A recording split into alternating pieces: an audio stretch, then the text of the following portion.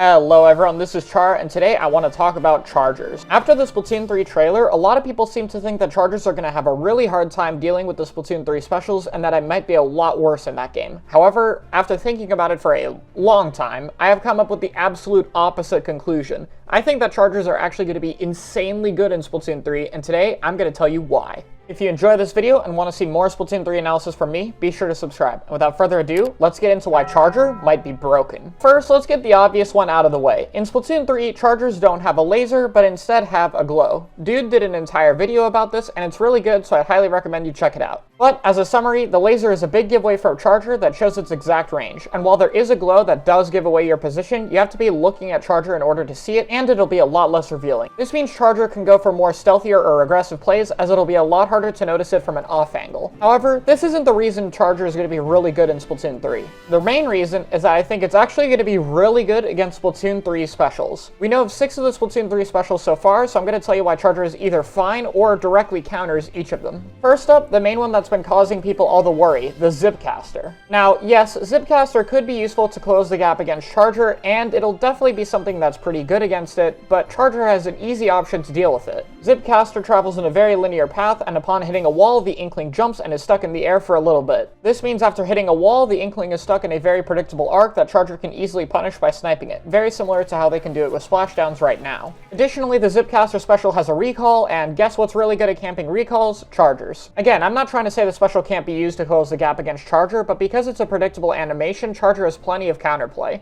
And additionally, will be one of the best weapons at punishing Zipcaster users if they aren't careful where exactly they move to, which means they can directly limit where exactly the Zipcaster user is going to go. Next up is the Crab Tank, and charger will undoubtedly be a hard counter to this special because whenever you fire the Crab Tank, the Inkling is fully vulnerable on the back of it. There's no indication they'll have any armor or HP, and the shots to kill is pretty slow with its standard fire, meaning charger can easily just snipe the person right out of the crab. Now, because we don't know if the ball form actually has any form of HP, charger might not be able to do anything against that, but preventing it from shooting means the crab isn't really going to be doing anything either. It's also worth noting the position of the Inkling riding the crab seems to be easily punished if you're at high ground. You know, the places charger likes to go all the time. Next up is the Trizooka, something I see being fairly neutral against charger. Now, I know a lot of people think Inkzooka from Splatoon 1 and how good that was against charger, but keep in mind, Zooka in the first game was a one-shot giant tornado that matched E-liter range and had 6 shots. The Splatoon 3 Trizooka shoots in bursts of 3, meaning one of these blasts is probably not going to kill on its own and only has 3 shots. Additionally, these shots clearly do not have as much range as the Splatoon 1 Inkzooka and Arc, so it's much less of a counter than the Splatoon 1 Zooka was. This special is still good at contesting charger from medium range, but it's nothing like Splatoon 1 Inkzooka, so it's definitely not going to be a hard counter or anything. Next up is Big Bubbler, which seems like it'll be the best one against charger so far, as it provides a protective shield that cannot be shot through. Also, as indicated from the trailer footage, you can't actually damage people outside the shield, only paint. So while that doesn't completely deny its usefulness, particularly for supportive weapons, it doesn't really mean aggressive weapons are going to be able to do too much without stepping outside of the bubble and immediately getting sniped. Now, I don't think Nintendo is going to add a completely intangible shield. I would guess the thing on top is what can be damaged to break it, which would be good for charger, but since it isn't confirmed, I'm going to assume that the shield is completely invulnerable.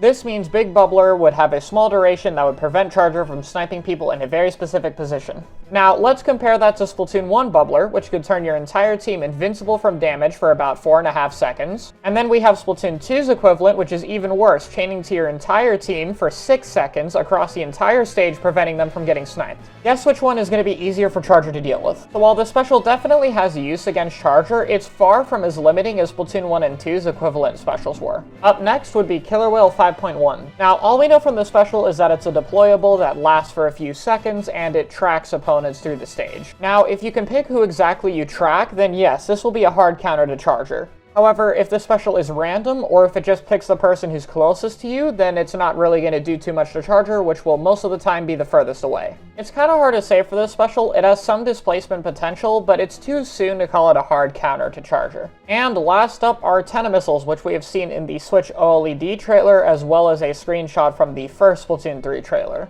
These give away the weapon's location as well as forces them to move slightly, so it's definitely a counter, especially for the scoped variants who can't use a charge hold to keep the charge they currently have. However, I wouldn't say it's a super hard counter or anything that prevents them from existing. Now yes, Charger may struggle to fight these specials, but let's compare that to what Chargers have been dealing with in Splatoon 2. Ink Armor, as I mentioned previously, chains to the entire team and prevents them from getting one shot by a Charger. Ink Storm is a displacement special that will force Charger to move out of position. Bubble Blower is something Charger can deal pretty much no damage to and will force it to move out of position or prevent it from sniping an area. Booyah Bomb is something that can be thrown from a considerable distance and force Charger to move out of position. Stingray can be locked directly on a Charger, forcing them to move out of position for about 8 seconds. Cannon Missiles, as I've stated before, can lock on a Charger and force it to move out of position a little bit. All of these specials are very good against Charger and have very little counterplay. This leaves Baller and Bomb Launcher, two specials Charger can deal with just fine, and Splashdown, Inkjet, and Ultra Stamp as specials Charger actually counters. If they don't have armor anyway.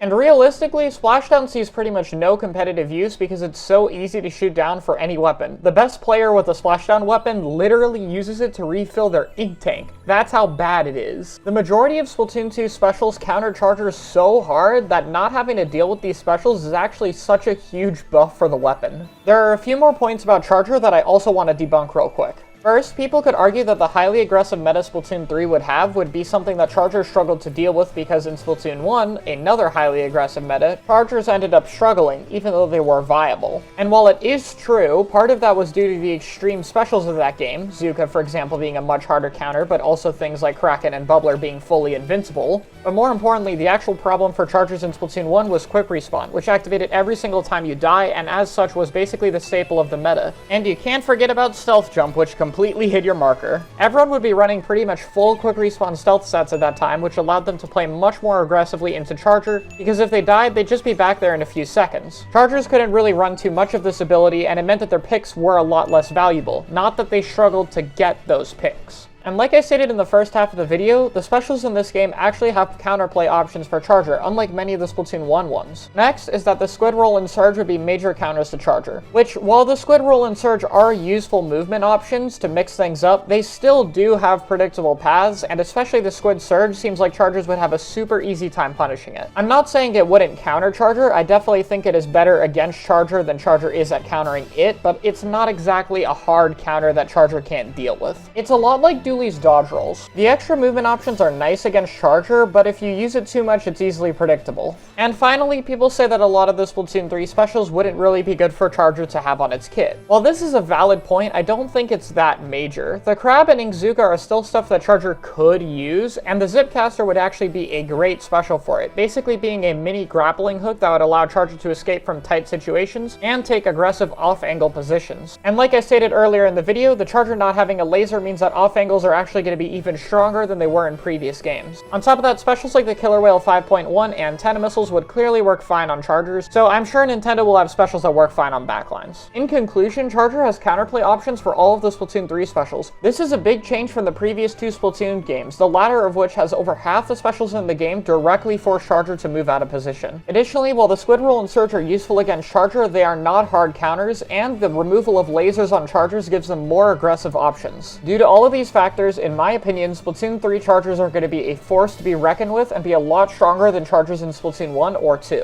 We're just going to have to wait a little bit longer to find out exactly how good they really are.